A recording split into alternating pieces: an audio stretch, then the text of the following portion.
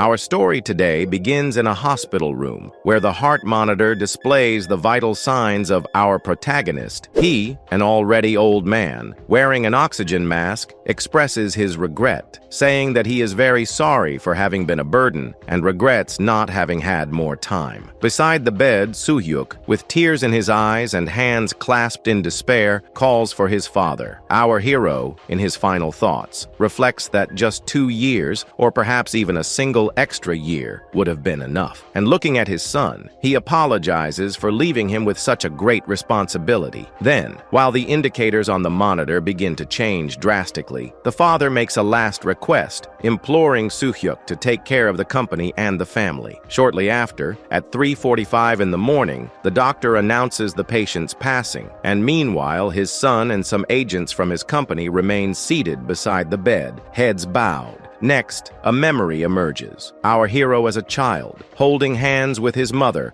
while a mysterious voice announces that he is destined for a long life. In the memory, amidst the bustling street, the boy's mother stops suddenly, while a man in a hat assured that this boy would live more than 100 years. And with this strange atmosphere, the boy looks up, hearing his mother argue that he should be grateful, since a long life was a blessing. But the man, with part of his face hidden by the shadow of the hat, warns that a ghost might hear and, out of envy, harm the child. He then reassures the mother, saying there is no reason for concern, as the boy will not have the kind of life that causes envy. It is then that the man in the hat reveals the unsettling prediction. The boy is destined to die and return to life, a memory that causes a shock in our protagonist. Back to the current reality, the protagonist finds himself collapsed on the floor, coughing violently amidst dense dark smoke. Desperate, he realizes it is coal gas and panics upon realizing he will die if he stays there, instinctively reaching his hand towards the window in search of air. With effort, he manages to open the window. Gasping, he rests his hands on the windowsill. Relieved, he takes a deep breath of fresh air, wondering incredulously if he really survived. However, looking at his hands, a strange feeling invades him. Perplexed, he raises them, looking at them and questioning what the hell happened there. But before even processing the situation, a more urgent question arises in his mind. And looking at the urban landscape outside, he remembers his last moments and questions if he hadn't died. Confused, he runs to the bathroom and turns on the tap, letting the water run in the sink. And while washing his face in the sink, he reflects on his nature, stating he is someone who adapts quickly. He thinks to himself that surviving in the brutal world of business required a lot of adaptability. However, he admits that, even after a week, he still can't get used to the fact of being alive in someone else's body. Then, he pulls himself together, adjusting the towel around his neck and looking forward. Now, sitting on the bedroom floor, he assures that he hasn't been idle, as he has been gathering information about the body's former owner and needs to analyze everything carefully before acting. First, he picks up the cell phone, but upon checking the contact list, notes that there are no saved numbers. He soon concludes that, by all indications, the young man who was now his body had no family or friends to contact. Next, he picks up the identity card, and to his surprise, the name on the document makes him stop. Oh Chang-sok.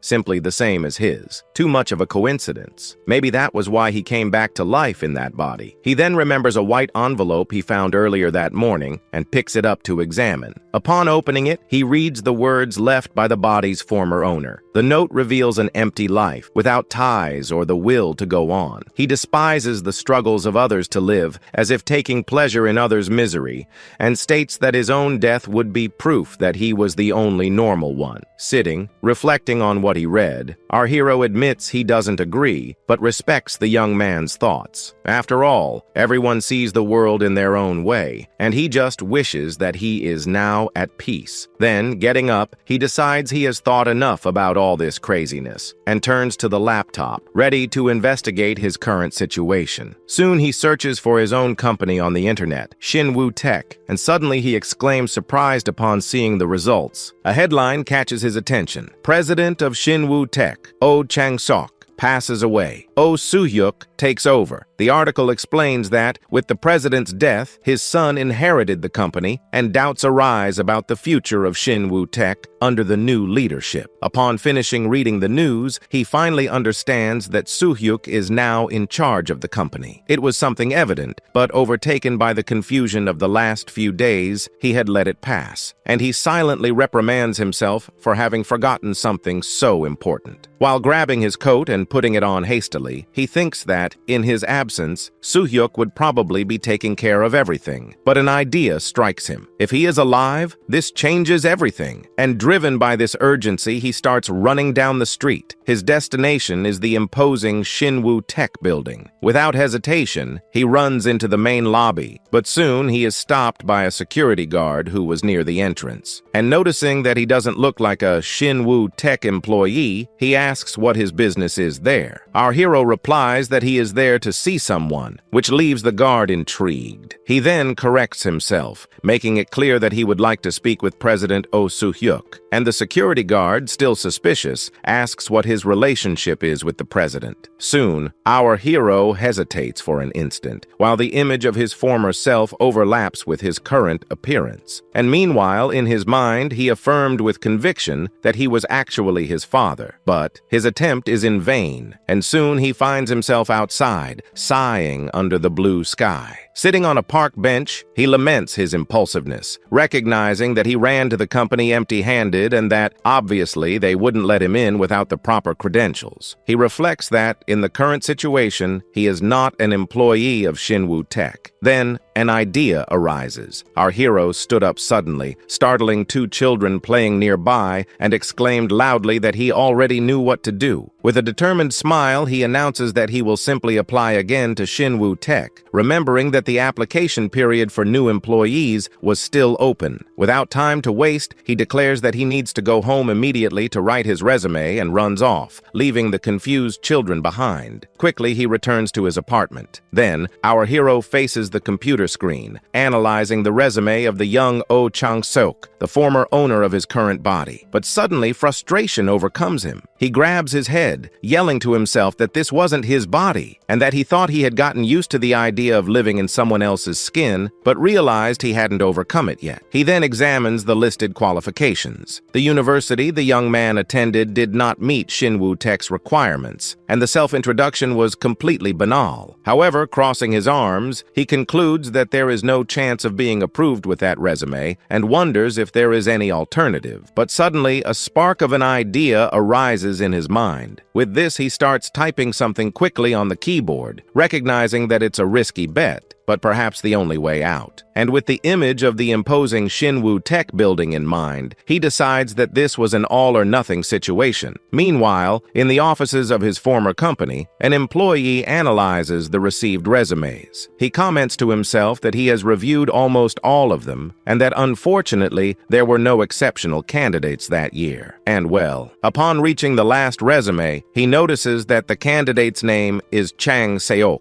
and finding it amusing that it's the same name as the former president, he decides to take a look. But upon opening the file, the employee, Kim Hyung-sik, is visibly surprised by what he reads. He reacts unexpectedly, recognizing something in that text. At the same moment, the employee takes the resume to the new president of the company, Park Tae-jun. He then shows the resume on the screen, commenting that, despite analyzing many documents, that specific type was the one he liked the most. The self-introduction was unusual. The candidate said he was bad at everything, but promised to work from 7 to 10 p.m. for 5 years, without missing a day, except in case of disaster. The old man found it amusing, stating that this was an interesting fellow. Hyung-sik confesses that he liked it and thinks about approving the candidate in the screening, asking for the president's opinion. Park Tae-jun, indifferent, says he doesn't care, and tells him to conduct the interview since his name was the same as his father's, and reject him if he was just someone trying to be funny. The employee laughs and confirms he will do exactly that. Then some time passes, and Hyung-sik reflected that, actually, our hero had been doing very well so far. And while he analyzed the resume again, he thinks that he never imagined finding something like this again. It is then that he recalls the name of his former boss, or rather his new employee, Oh Chang-seok. Then, back at our protagonist's apartment, he reacts with surprise and joy upon receiving the news, questioning if he really was accepted. With a clenched fist, he celebrates, saying that this was to be expected from Kim Hyung-sik, and imagines that guy would probably be bragging about the resume around now. However, his joy is interrupted when news on the computer screen catches his attention. A headline from WT News questions if Shinwoo Tech might be collapsing, and he, confused, asks what that article is. The news details that Shinwoo Tech has not made any notable moves for months, raising the question if this might be the end of the company's founding myth. Impacted, he stands up abruptly from the chair, exclaiming that this cannot happen, and states that, in times like these, the company needs someone with a strong sense of ownership. With this, our hero dresses formally and, looking at the Shinwoo Tech building, declares with determination that the company should wait for him. Then, already inside the building, he receives a token with the number 24, and an employee instructs him to wait to be called. Soon he sits in the waiting room, observing the other candidates, and notes that everyone seems nervous. He then looks towards the interview room and sees the interviewers, Choi Bong-sik, Park Tae-jun, and Kim Hyung-sik, recognizing those familiar faces. Suddenly, a young man approaches and asks what his number is. Our hero answers, a little surprised, that it's number 24. The young man smiles, reveals he is number 23, and comments that they will have the interview together. Next, he points to the other candidates in the room, saying he has seen many people like them before, and that probably all of them would fail. He then turns to our hero, commenting that he has been observing him since he arrived and that, because he doesn't seem nervous, he supposes they are from the same school. Soon he asks if he studied at Hanson Hall. Our hero confirms, thinking to himself that, since he studied there in his past life, that wasn't exactly a lie. Then the young man identifies himself as a former student of the class of 2016 and asks which class our hero was from. He, a bit hesitant, answers that he was also from the same class. With this, the young man finds it strange, asking if they were in the same class. Our hero then clarifies that he graduated from Yebong University, which leaves the other candidate visibly surprised and with slight contempt. Next, he questions the name of the university, insinuating that it sounded like a regional school, and asks how our hero managed to pass the screening with such qualifications. Other candidates in the room also react with surprise. Visibly irritated, the young man laments having thought they were alumni of the same institution, and walks away, concluding that our hero was only not nervous because he didn't have much awareness of the situation. Chang-seok, in turn, watches the young man walk away and thinks that it's people like him who keep companies running, and that confident people tend to be very successful in big sales, showing himself quite confident. At that moment, a voice announces for numbers 23 and 24 to get ready. Shortly after, the three interviewers evaluate the candidates. Park Tae-jun, in the center, comments that the new competitors seem quite competent, while Choi Bong-sik, on the left, agrees, observing that the increasing difficulty in finding employment has raised the level of qualifications. However, the chubby one points out a disadvantage. Highly qualified candidates tend to leave the company quickly, which represents a problem. Park Tae-jun agrees, expressing the desire to find someone with strong loyalty to the company from the beginning. At that moment, Kim Hyung-sik remembers seeing someone in the waiting room who reminded him of the former president. When Park Tae-jun asks if he refers to the physical appearance, he denies, explaining that it was more a matter of aura. After a brief questioning about what this aura might be, the chubby one recalls that there was a candidate with the same name as the deceased president, and Kim Hyung-sik confirms, adding that this candidate's self-introduction was also somewhat peculiar. Choi Bong-sik then expresses his initial disappointment because, despite the name,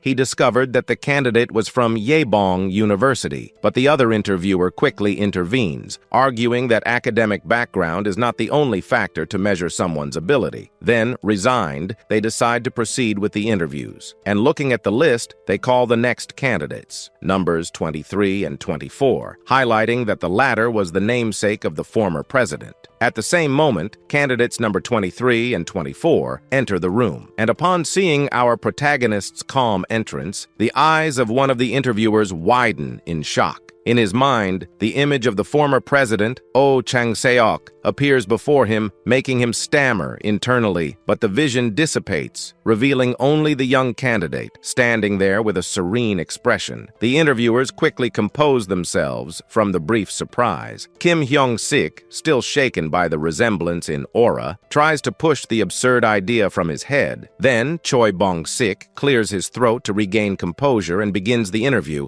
addressing candidate number 23, Lee Tae-yoon, first, highlighting his excellent grades from Korea University. He then questions why, with such qualifications that would certainly open doors in more prestigious companies, Tae-yoon chose to apply specifically to Shinwoo Tech. The young man replies that the reasons are many and would take hours to explain, but that he could highlight the most important one, and states with conviction that the main reason was the deep respect he held for the late President Oh Chang-seok, which leads one of the interviewers to make a note. Curious, Choi Bong-sik asks him to detail which aspects of the former president he respected most, to which Tae-yoon promptly replies that he admired, above all, his mindset and business philosophy. Soon, the interviewer presses him, asking him to explain exactly what the former president's mindset was, demanding concrete details and not vague answers. Tae-yoon is visibly disconcerted by the direct question. With this, Bong-sik argues that if he were asked about someone he respected, he would answer without hesitation. Our hero, observing the scene, thinks that there it was again, the tense atmosphere that Bong-sik always created. At the same time, the interviewer laments having had high expectations for him being a freshman from Korea University, questioning if that was all he had to offer. Having nothing to answer, Tae-yoon apologizes. Meanwhile, our hero reflects that Bong-sik probably wanted to diminish the pride of the Korea University graduate, remembering how excessive pride had already harmed other employees in the company. Seeing the candidate's difficulty, Kim changes the question, asking him to then relate the achievements of the former president that he knew. Tae-yoon quickly begins to list known facts, that President Oh Chang-seok founded Shinwoo Tech from scratch, and that the company's recent revenue reached 3 trillion won, but the interviewer interrupts him abruptly, dismissing the answer as something anyone could easily find in the news. However, he remembers that candidate number 24 had also mentioned in his resume that he respected the late president. With this, the interviewer turns to our hero and asks him to explain more specifically what he meant by that. Meanwhile, candidate number 23 smiles contemptuously, stating in his mind that our protagonist won't be able to say anything. But soon, Chang-seok begins to list the president's achievements. He cites that, in 2005, the president exported 20 billion won worth of security equipment to Japan. He says that, although the amount was modest, the feat paved the way for exports to Japan. Surprised, Choi Bong-sik remembers that it was President Oh who led the contract and asks why our hero highlighted that specifically. Then he intervenes, explaining that, according to the media at the time, President Oh personally led the project, including making presentations in Japanese after studying the language for it, and acknowledges that those were difficult times but states that that wasn't all. And in his thoughts, he concentrates, telling himself to forget the other details and focus on what was really controlling the atmosphere in that interview room. Impatient, Bong-sik questions the delay, asking what other achievements he could cite. With a slight smile, our hero begins to reflect on his strategy and concludes that he just needs to impress his old employee to be approved. With the image of his former self hovering in his mind, he decides to get straight to the point. Soon, he declares aloud for them to skip the small talk and get straight to the point, leaving the three interviewers visibly surprised and confused by the audacity. The phrase echoes in the mind of one of the interviewers, who immediately remembers the former President Oh Chang-seok, using the exact same words as his characteristic catchphrase. Our hero maintains a subtle smile on his face, race, observing their reaction,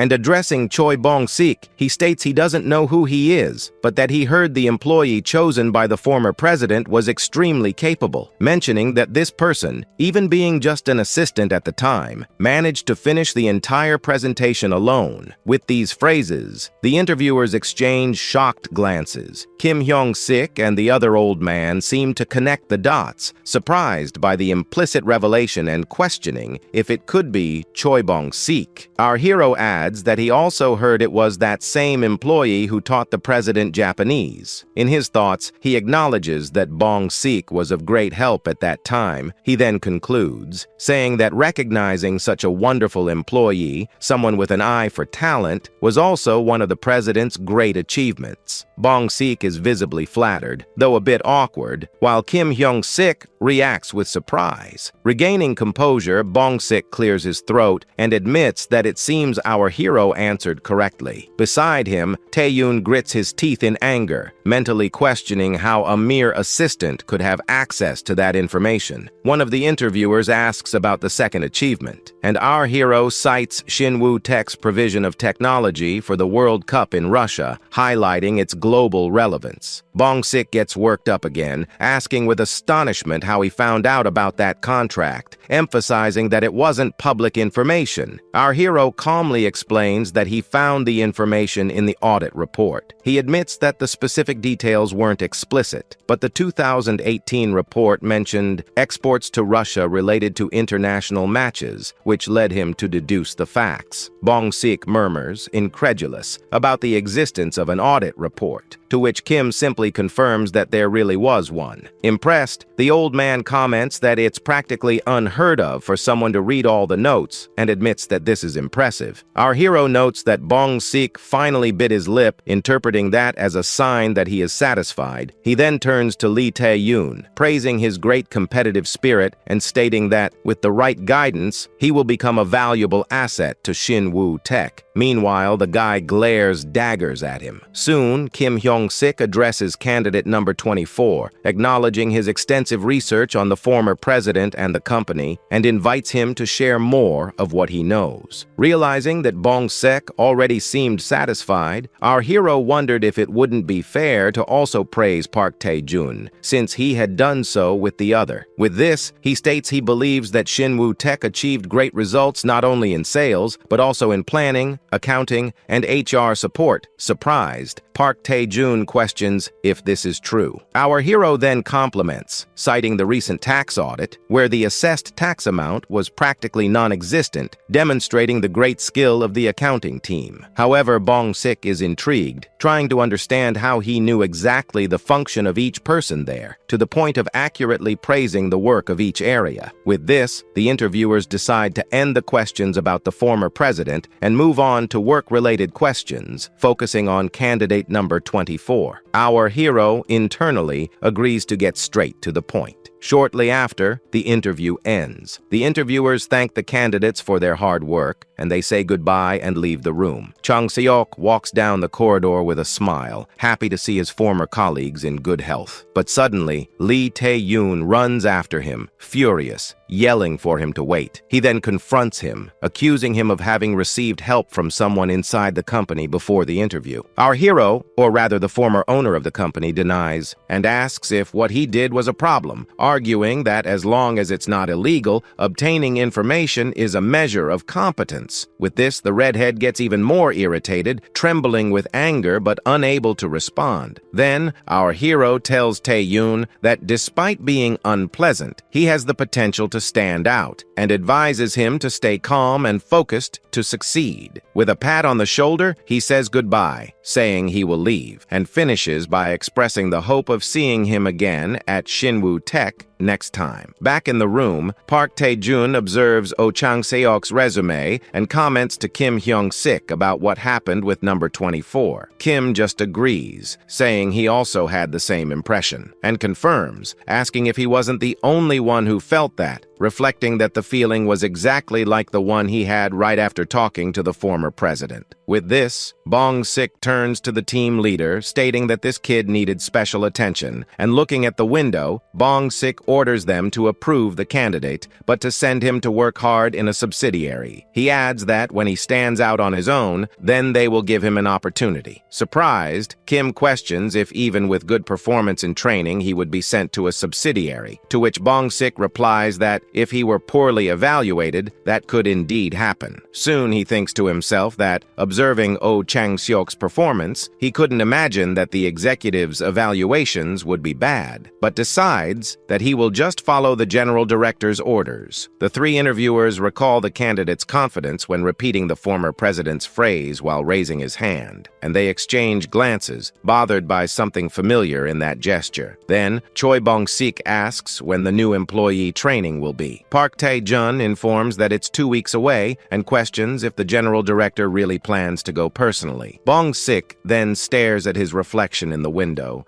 pondering that it wouldn't be a bad idea to go early and familiarize himself with the place. Meanwhile, in our protagonist's apartment, the computer screen displays the acceptance announcement from Shinwoo Tech. Relieved, he finally relaxes, resting his head on the table. Although he expected to pass, the confirmation brought tranquility. He then picks up his cell phone and checks the date, noting that there are just under 2 weeks until the training. With a smile, he thinks he can relax for now. And then, wearing an apron, he decides he should work. In a busy restaurant, he serves a table with enthusiasm. Shortly after, while serving another customer, he reflects that he feels much better when he is busy. The customer praises his hard work and offers him a tip, which he accepts gratefully. More importantly, he realizes that this place is frequented by Shinwoo Tech employees, recognizing a badge on one of the customers, and states that this will be a great help in feeling the company culture. Furthermore, he remembers that he used to visit this restaurant frequently, and looking at the owner at the counter, he is happy to see that he is still going strong. While working, our hero notices 2 men sitting at a table and soon recognizes Kim Hyung-sik and his assistant, Ham Min-soo. He notices the heavy atmosphere between the two and wonders the reason for that tension. At that moment, Min-soo places a glass on the table and, addressing the team leader, asks, head down, if he did something very wrong. Kim Hyung-sik promptly denies and asks how he could say that. Min-soo then questions the result, lamenting that even after promising to work hard from 7 in the morning to 10 at night for 5 years to be loyal to the company, they sent him to a subsidiary. Upon hearing this, our hero recognizes the style of the self-introduction and realizes it was Min-soo who wrote it. He concludes then that he probably only passed the interview thanks to him. As he approaches to serve them, he remembers that he had requested a transfer to a subsidiary before dying, but passed away before explaining, feeling sorry for Min-soo having ended up involved in that mess. While serving the table, our hero places a piece of grilled meat in Kim Hyung-sik's rice bowl, who looks at him surprised. With a smile, Chang-seok greets him casually, but upon hearing the voice, one of the presidents shows recognition. Our hero then asks how Hyung-sik has been, and finally recognizing the new employee from the interview, he laughs and asks, surprised, why Chang-seok would be there. Our protagonist then jokes, remembering that the former president used to say that if they stopped, they would die, which makes Kim laugh and ask if he planned to work until the training started. At that moment, Min-soo puts down his chopsticks on the table and asks if he is a new hire. He advises him not to push himself too hard, warning that he will end up like him. Hyung-sik immediately reprimands him, saying that's not the kind of thing to say to a rookie and that he should, on the contrary, encourage him. Changing the subject, he praises the way Chang-seok grills the meat and says that no matter the team, he will certainly be well received. Chang-seok thanks him and replies good-humoredly that if he gets the chance, he will definitely grill well for him at the company. Min-soo, visibly irritated, asks him to stop saying things that aren't sincere, but it is then that observing him, he widens his eyes. Min-soo thinks to himself about that smile, recognizing that there is something in it that conveys a good feeling, and has the strong impression of having seen him somewhere before, but cannot remember where. At that moment, another customer calls for more meat. and Chang Seok turns promptly to serve him. Taking advantage of the distraction, Hyung-sik approaches Min-soo, rests his arm on his shoulder, and tries to cheer him up. He says the former president valued him and that the transfer was part of a plan thought out during his life. Min-soo, still downcast, asks if that was really true. Hyung-sik confirms, reinforcing that the president must have had a plan for everything, and points discreetly towards Chang Seok, making Min-soo ask what was special about him.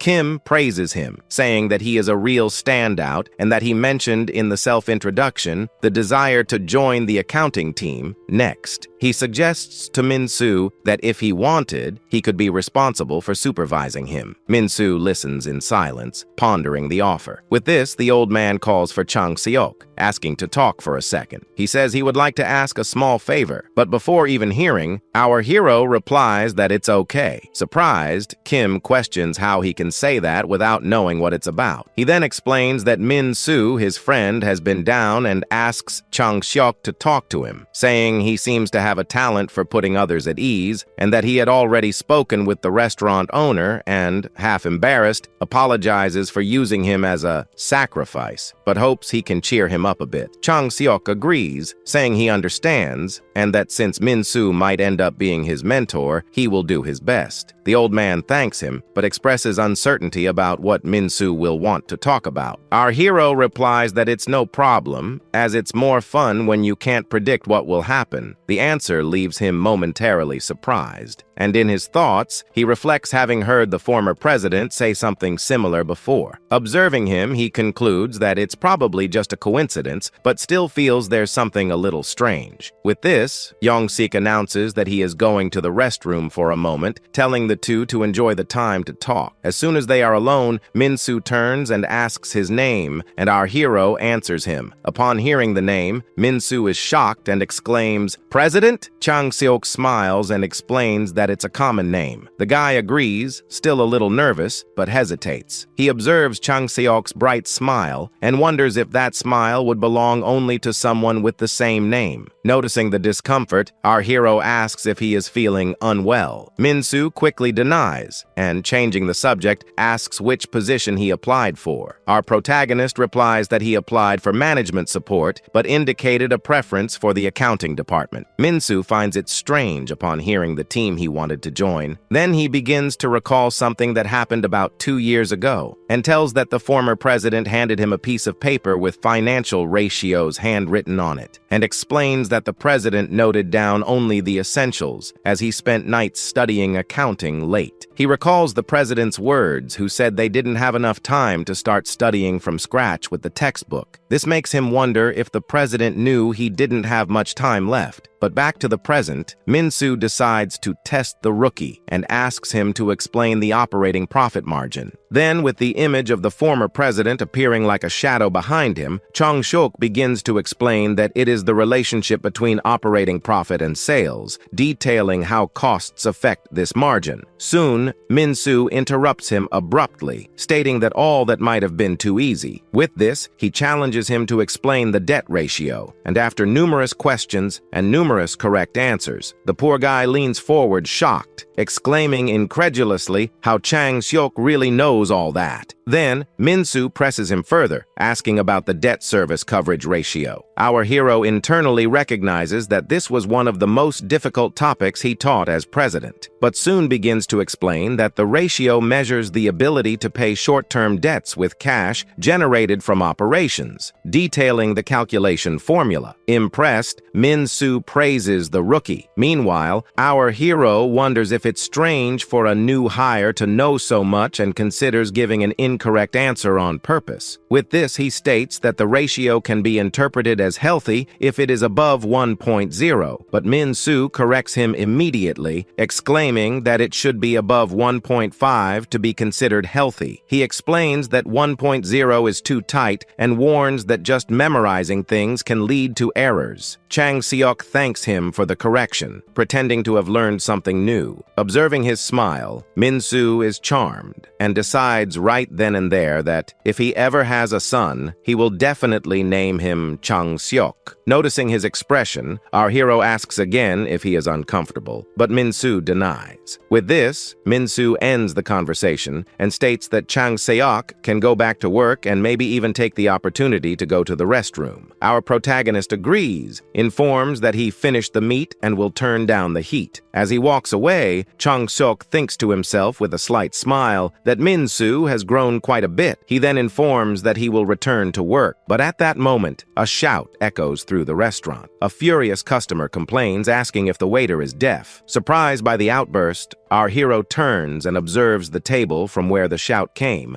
noticing 3 men. The fat one then stands up and confronts him directly, questioning why he isn't responding to the customers, while his table companions just watch the scene. Quickly, Chang-seok grabs the requested soju bottles and, with a helpful smile, asks if the man happens to be an employee of Shinwoo Tech, replying that he is already bringing the drink. The fat one continues complaining, but meanwhile, our hero observes the badge with a blue border and recognizes the name Park Jin-pyo, intern from the maintenance team. Irritated, the guy pokes Chang-seok's chest with his finger, demanding an answer and asking if he finds the situation funny. Maintaining calm and a slight smile, Chang-seok simply apologizes for the delay. The intern then rejects the apologies, saying he doesn't even know how to apologize properly. Next, he grabs Chang-seok's head and forces him to bow, stating that an apology must be expressed with the body. Meanwhile, another employee at the table complains that the mood was ruined by the delay and demands at least 3 free bottles of soju to compensate. The fat one continues pressing Chang-seok's head, threatening to spread rumors about the restaurant, since many from Shinwoo Tech go there. The third one at the table intervenes, somewhat timidly, asking if they don't feel at least a little sorry for the waiter. Suddenly, our hero's gaze darkens, and thinks to himself that this time, a little training would be necessary. Suddenly, our hero straightens up, making the intern step back surprised and ask what he was doing. Furious, the fat one grabs Chang-seok's apron, yelling about the 3 bottles of soju and asking if he hadn't heard, which scares the other customers. Our protagonist stares at him in silence, surprised to realize that people like this existed in his own company. The intern notices the fixed gaze and finds it strange. At that exact moment, the restaurant owner appears, bowing and offering 1,000 apologies, justifying that the place was very crowded and that's why he didn't hear the request. Next, he places 2 bottles of soju on the table courtesy of the house, asking them to forgive him for what happened. Taking the cue, the intern approaches Chang-seok and whispers for him to remember that he owes his job to the boss, implying he shouldn't cause trouble. Soon after, the owner approaches the poor guy, concerned, and asks if he is okay. Our hero confirms and thanks him. The owner then advises him to call him first if something like this happens again. The owner then advises him, saying that sometimes it's good to ask others for help, and mentions that he himself used to receive help from the former president of Shinwoo Tech. Next, he shows a business card, revealing it to be the personal card that President Oh Chang-seok gave him some time ago, and comments that he even contacted him a few times after receiving it. With a sigh, the owner laments that problems like that didn't occur when the president was still around, and that Shinwoo Tech is no longer the same. But hearing the lament, Chang-seok just replies that everything is okay. However, his face takes on a serious and determined expression, and in his thoughts, he affirms with conviction that he will put things in the right place. Back at the table, the intern grumbles that 2 bottles of soju is not enough and assures his colleagues that he will get more for free. At the same instant, he spots Chang-seok and yells for him to come to the table immediately. Pointing to the grill with the meat and onions, he complains, asking if our hero can't even differentiate a grill from a mess. Our hero, however, looks at the grill and thinks it looks perfectly clean. But without arguing, Chang-seok agrees to change the grill, while the intern grumbles that the maintenance team that accepted someone like him must be going through difficulties. One of the colleagues observes everything with a neutral expression, while our hero walks away to get another grill. But the intern interrupts interrupts him, asking if he is ignoring them and complaining that you can't change it for a dirty grill. Chang Seok then shows a grill scraper, stating that the grill is brand new. The intern, however, points to supposed burn marks, questions Chang Seok's vision, and warns him not to irritate him. He then pokes Chang Seok's chest again, asking if he knows who they are, the great employees of Shinwoo Tech, and yells that even a low-level worker should know that, while one of his colleagues tries to calm him down, asking him not to exaggerate. With a cold and serious expression, Chang Seok calmly confirms that he was fully aware. His response and the sudden change in his attitude leave the other two employees at the table visibly surprised and confused.